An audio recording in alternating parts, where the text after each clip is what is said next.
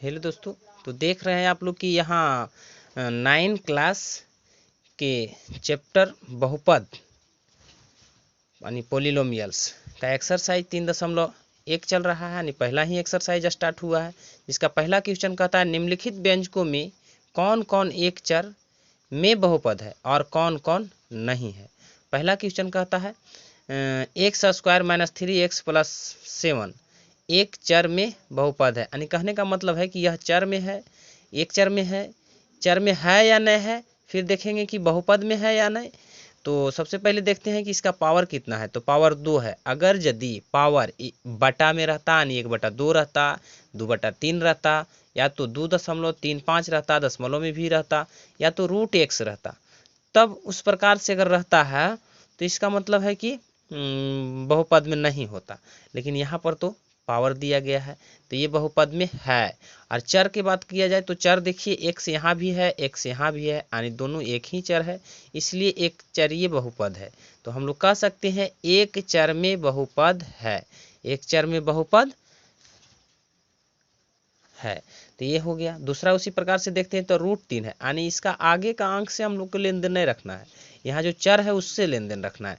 तो यहाँ x का स्क्वायर है, फिर प्लस 5x है, माइनस 2 है, यानी ये भी बहुपद में है।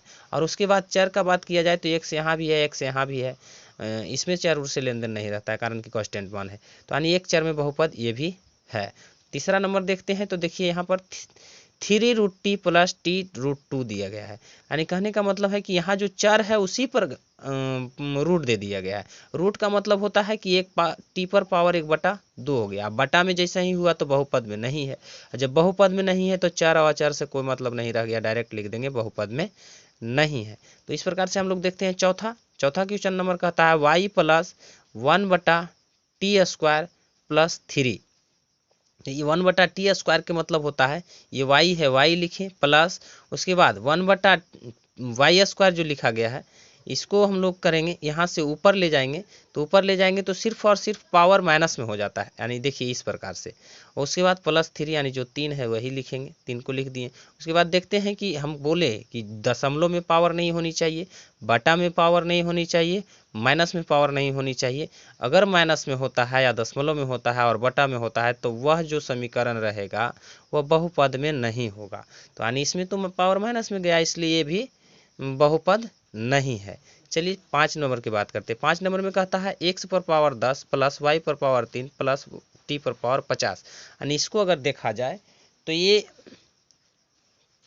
कह रहा है x पर पावर 10, यानी x सबसे पहले तो ये बहुपद में है, लेकिन चर इसमें देखो तीनों अलग अलग चर है, यानी 3 चरीय बहुपद ये कहा जा सकता है।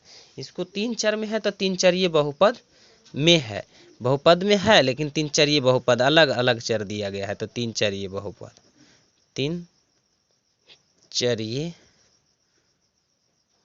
बहुपद है। इसके बाद देखते हैं छठा नंबर क्वेश्चन कहता है 2x पर पावर 10 प्लस 5y पर पावर 5 कहता है और प्लस z। यानी इसमें देखेंगे तो इसमें भी बहुपद में तो ऑलरेडी है कारण कि पावर 10 है और 5 भी है।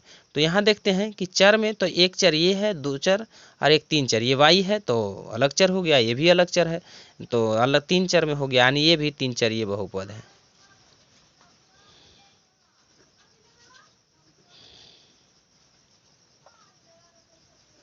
अगर आपको एक और दिया जाता और इस प्रकार से लिखा जाता कि 2x² प्लस 3y प्लस 5, तो इसमें हम देखते हैं कि ये बहुपद में है ऑलरेडी कारण कि पावर 2 है, यहाँ भी पावर 1 है, लेकिन यहाँ x है और यहाँ y है तो 2 चरीय बहुपद होगा क्योंकि इसमें 2 चर दिया गया है। तो 2 चरीय बहुपद, 2 चरीय बहुपद है। इस प्रकार से हम लोग बनाएंगे। एक क्वेश्चन नंबर क्लियर हुआ। अगला क्वेश्चन नंबर अगला वीडियो में हम लोग देखेंगे।